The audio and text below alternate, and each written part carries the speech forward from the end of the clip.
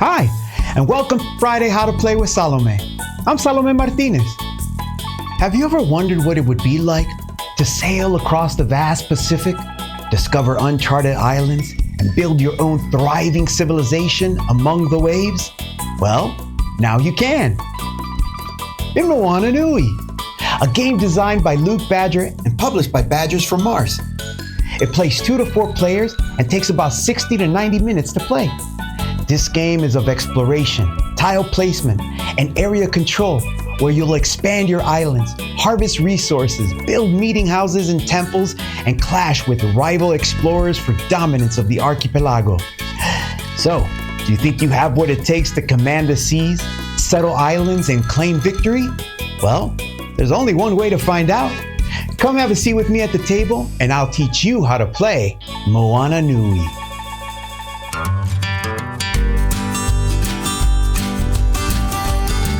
To begin playing this vibrant island building game, we must start with the setup. Begin by placing 6 starting tiles together in the center of the table to form the beginning of the archipelago. This is where your story begins. Each player takes a player board, a helper card, 20 units in their color. You'll place 10 of your units into your village space on your board, ready to be trained or settled. The other 10 will rest in your reserve off to the side of your board. Next, fill your player board with 10 buildings, huts, canoes, temples, and a meeting house. These are locked in at the start, and you'll remove them one by one as you construct them throughout the game. Shuffle the 50 game tiles and divide them into personal stacks depending on your player count. 10 per player in a 2-player game, 9 per player in a 3-player game, and 8 per player in a 4-player game. Each player will take a face-down pile and then will draw 2 tiles into their hand. Place all the resources, wood, stone, fish, and shell into piles near the board, along with the remaining tiles. Then randomly determine the start player, and you're done. You're now ready to chart your course through Moana Nui. The object of the game is to explore the archipelago, gather resources from land and sea, construct powerful buildings, and command your units to secure control of the islands. You'll earn points from the territories you hold, the buildings you've raised, and the islands you've completed. When the waves settle and the final scores are tallied, the player with the most victory points wins. But before we jump into turns, let's cover the building blocks of Moana Nui. Once you see how tiles connect, how islands form, and how control is decided, the rest of the game falls right into place. Every tile in Moana Nui shows both ocean sections and land sections. The portion of land on a tile is called the segment, and those are what you'll be fighting over, settle, and score. Units from different players can never occupy the same land segment. As tiles connect, the lands form islands. An island is considered complete when it's fully enclosed. You can trace a beach line around the entire island. Why does this matter? Because any land you control on a finished island is worth double points at the end of the game. Now for control. Whoever has units on an island compete for control of all segments on that island. Players who have units closest to a segment controls it along with any resources and buildings on that segment. You don't have to stand right on it, just be the nearest. So, the white player controls this segment along with this segment. The orange player controls this entire completed island. If 2 players are tied for closest land segments, like we see here with the purple and red player, then nobody controls that space. The purple player only controls the segment it's currently on, and the red player controls the segment it's on and this one adjacent to it. All right, with tiles, islands, and control out of the way, it's time to see how a turn actually works. The game is played in turns, starting with the first player and moving clockwise around the table. On your turn, you'll move through 6 simple steps. Collect resources, place a tile, generate resources, take actions, combat, and finally, draw a tile. Let's dive beneath the waves and explore each step in detail. At the start of your turn, you'll take one resource from each segment you control. The red player controls these two segments, and both have resources on them. However, resources must be collected in this specific order: wood, fish, stone, and finally, shell. So, if you control a segment with wood and a fish, you must take the wood first and leave the fish. In this segment, there's a fish and a shell. So the player must take the fish first and leave the shell. Resources on uncontrolled segments are left alone and are not collected by anyone. The next step is to place a tile. You'll choose a tile from your hand and place it on the board. Tiles must match when placing them. So land connects with land and water connects to water. No cheating. You can't slap a beach onto the middle of an ocean. The way your tile touches the board matters. Count the number of edges it shares with the existing tiles. That number plus 1 is how many action points you'll get this turn. So, after placing this tile, I will receive 1, 2, 3, plus 1 more will give me 4 action points. Tile placement also matters when generating resources, which is our next step. Every new tile sparks new life. For each connecting edge, you'll place resources on the segment of your tile. Land edges spawn wood and stone in alternating order, and water edges spawn fish and shells in alternating order. So, if your new tile touches 1 land edge and 2 water edges, you'd generate wood, then fish, then shell. Place them directly on the land segment of the new tile, ready to be collected later. If a newly placed tile were to be touching a land and 3 water edges, you'll place on that tile's land segment a wood, a fish, a shell, and you'll alternate back to placing a fish. This newly placed tile would generate 2 land resources and 2 water resources. If there's ever more than 1 connecting land segment on a placed tile, you may choose which segment generates first. So I'll generate a wood first and place it on this segment. Then I'll generate a stone and place it on the other segment. I cannot place both generated land resources on this segment, since the other segment generated one of the resources. The water resources that are generated may be placed in any way on either of the 2 land segments, still abiding by the alternating rule. So I can place a fish, then a shell on this land segment, along with a stone. Now this next step is where your action points come into play. You can spend as many action points as you have, and you can play actions in any order you'd like. You can even play the same action multiple times. You don't even have to spend all your action points on your turn. However, action points cannot be saved. You either use them or lose them on that turn. There are 3 main actions you can use your points on: settle, train, or move. To settle, you'll spend 1 action point to move a unit from your village to a land segment on the tile you just placed. You can also settle any units you have in your war council. You may place up to 2 units from your war council for every 1 action point spent, which leads us to the next action you can take: train. To train, you'll spend 1 action point to move a unit from your village into your war council. Think of it as prepping troops for tougher moves later in the game. The last action is move. You'll spend 1 action point to move any number of units from 1 segment to a connected segment on a different tile, or from 1 segment to another segment on the same tile across shallow waters. The orange player has 3 action points and has decided to spend them all on movement. They'll use one of their action points to move 1 unit to this connected adjacent segment on a different tile. Then they'll use their second action point to move 2 units to this segment across shallow waters on the same tile, leaving behind 1 unit. Then they'll use their final action point to move 1 unit to this connected adjacent segment on a different tile. Anytime during the action phase of your turn, you can construct 1 building. This doesn't cost action points, but it does cost resources.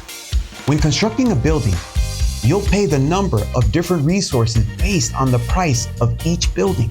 After you pay, you'll remove the building from the leftmost spot of your player board and place it on the archipelago in accordance to its placement rule. Something to note is that each segment may only have 1 building on it. Then you'll perform the placement effect that corresponds to the building you constructed. Once placed, the building will now have an ongoing effect that players may take advantage of when they are in control of the building. And if in control of a building at the end of the game, you'll score victory points. Let's go over each building that you may construct during your action phase. If you build a hut, you'll pay 1 resource of any type and you'll place it on a land segment where you already have at least 1 unit. When you remove the hut from your board, the immediate placement effect is you get to relocate the number of units shown underneath into your village from your reserve. Think of it as calling in for reinforcements. You're pulling more people into play. The ongoing effect is from now on, moving units from this tile costs you 0 action points instead of 1. That makes huts a sneaky way to make your army more mobile across the archipelago. If you're in control of a hut, they are worth 1 victory point each at the end of the game. Next, we have the canoe. It costs 2 different types of resources to build. You'll place canoes on a land segment that has access to water and where you have at least 1 unit. When you place a canoe, the immediate placement effect is you can move it along with any number of units present to an empty land segment connected by water. It's like leapfrogging across the sea to claim new territory.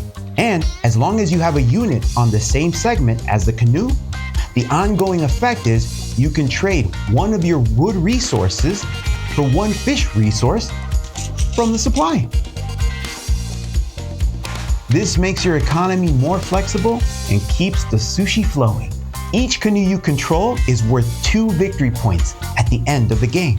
The temple costs 3 different types of resources to build, and you can place temples on a completed island where you have at least 1 unit, but only if no other temple is already there.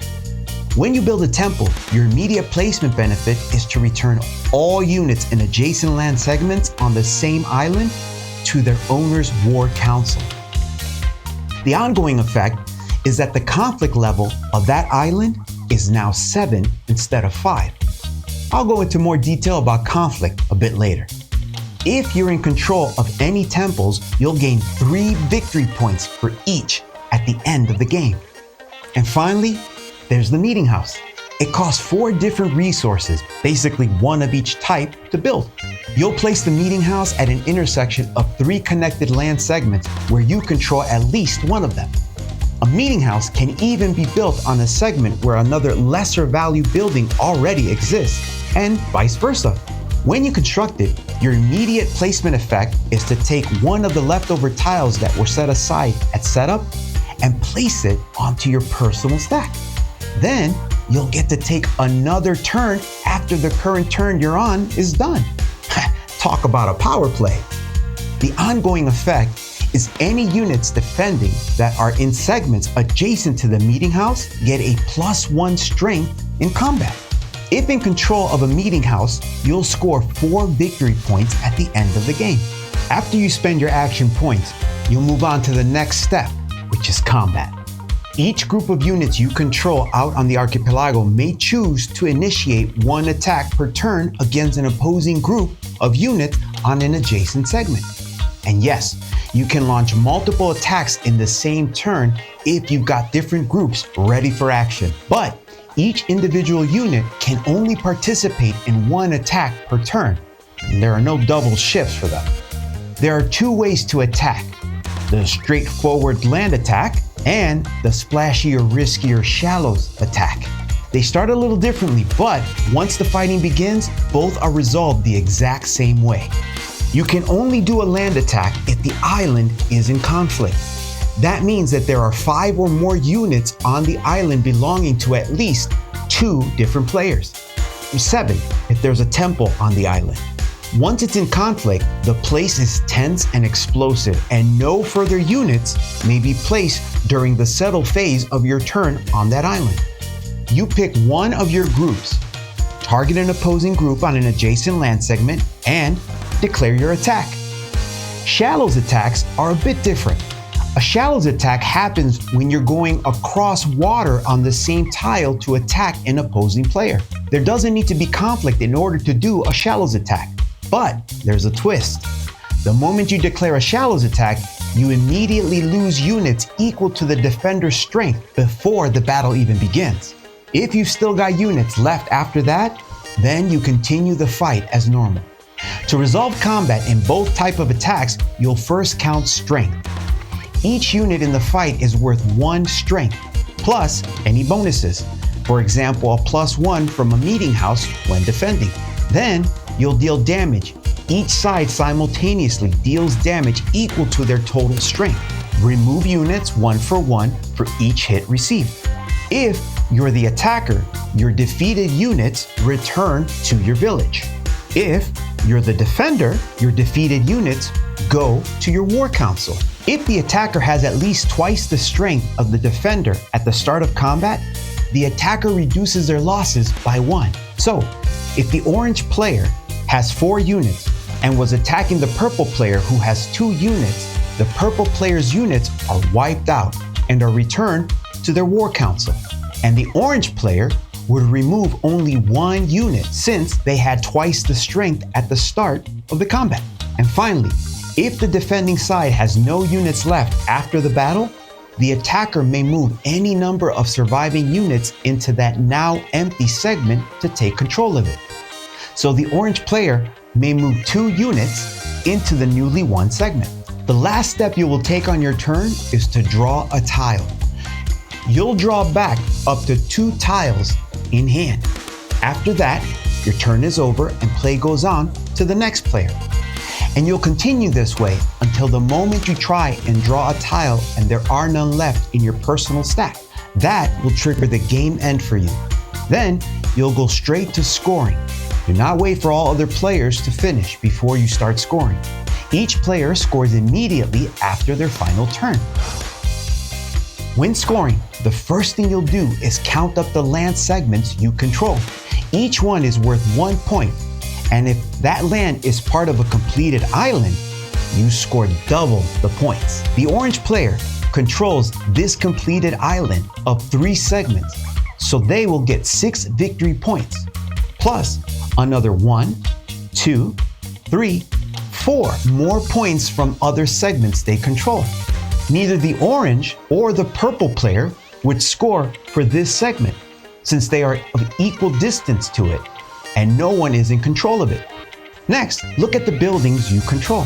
It doesn't matter if you built them or if you swooped in and took them. If you're the one in control at the end, they're yours to score. Remember, huts are worth 1 point and the purple player controls it. Canoes are worth 2 points and the red player controls it. And if you have units standing on the same segment as a building like we see here, the victory points are doubled. So the red player would receive 4 points for this. Temples are worth 3 points and the white player controls it. And the meeting house are worth 4 victory points. In the event that multiple players occupy any of the 3 connecting land segments of a meeting house, those units are all considered to have joint control and would all score for that building. So the orange, red, and purple players would all receive 8 victory points. Once the last player has completed their final turn and scored, compare everyone's points, and the player with the most victory points wins. If there's a tie, the player with the fewest unbuilt buildings left on their player board wins. Still tied? Then it's whoever has the most units out on the map. And if you're still tied, then the ocean clearly favors you both. Go ahead and share the win. You've earned it. And that's how you play Moana Nui. I'm Salomé Martinez, and I want to thank you for exploring the islands, harvesting the seas, and building your legacy with me at the table. And I hope you get to discover new lands, outwit your rivals, and make your mark across the archipelago with others at your table. Until our next Friday How to Play, remember to learn, play games, and always have fun. Adios!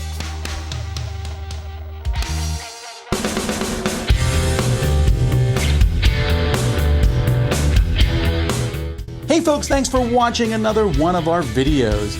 If you like our videos, if you like our channel, you would love to game with us at one of our conventions. Check out Dice Tower Cruise, Dice Tower East, and Dice Tower West. Fantastic conventions where we play games with wonderful people, a humongous library, and lots of other events and stuff. Also, don't forget to check out our channel, like and subscribe. I'm Tom Bassel.